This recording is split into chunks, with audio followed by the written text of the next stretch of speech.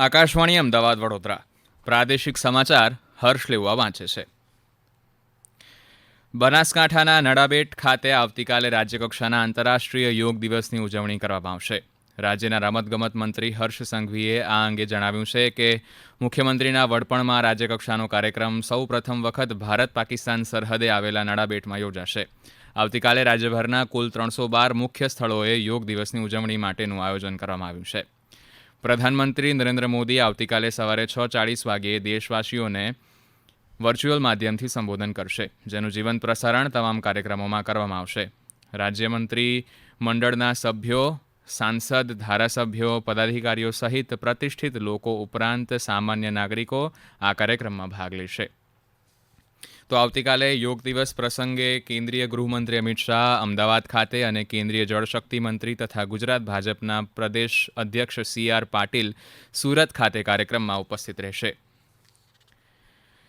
ગુજરાતના રાજ્યપાલ આચાર્ય દેવવ્રતે યોગને જીવનનું અભિન્ન અંગ બનાવવા અનુરોધ કર્યો છે.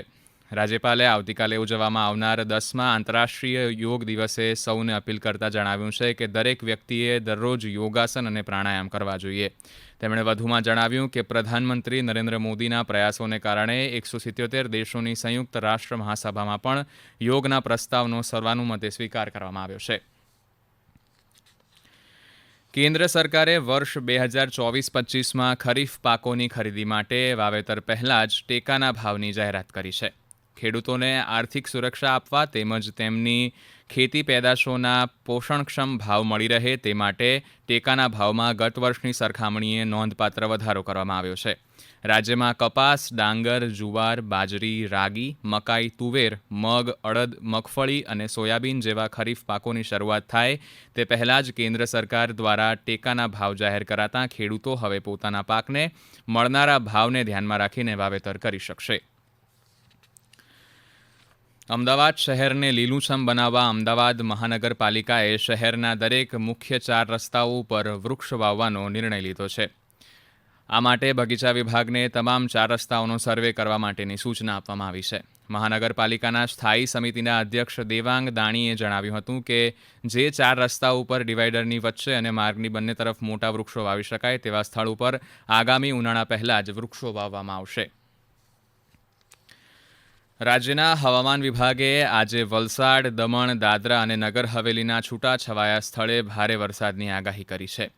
વલસાડ જિલ્લામાં ગઈકાલે મોડી રાતથી વહેલી સવાર સુધીમાં વરસાદ યથાવત રહ્યો હતો. ગત 6 કલાકમાં સૌથી વધુ કપરાડા તાલુકામાં 1 ઇંચ, ઉમરગામમાં 1/2 ઇંચ અને વાપી તાલુકામાં સામાન્ય વરસાદ નોંધાયો હતો.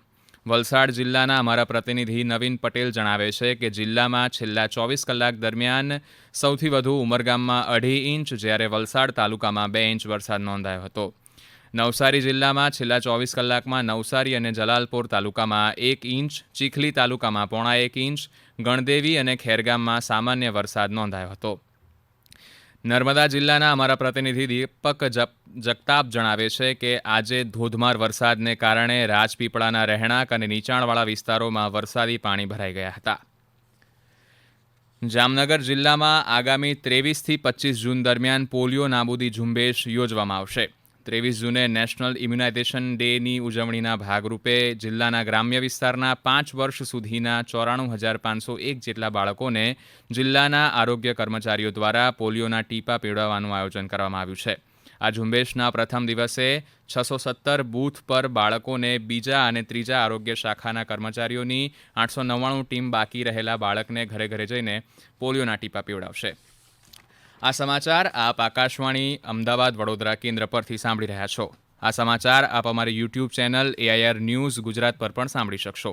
વધુ સમાચાર માટે આપ અમારા ટ્વિટર હેન્ડલ AIR_news_ABAD ને ફોલો કરી શકો છો.